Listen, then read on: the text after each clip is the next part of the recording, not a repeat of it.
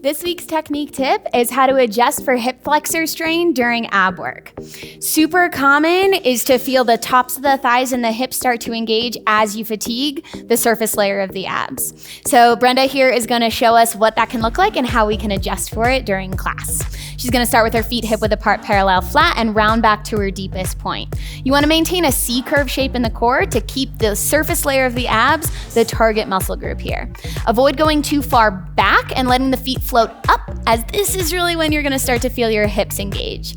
Instead, keep your feet planted firmly into the floor and consider coming up slightly higher.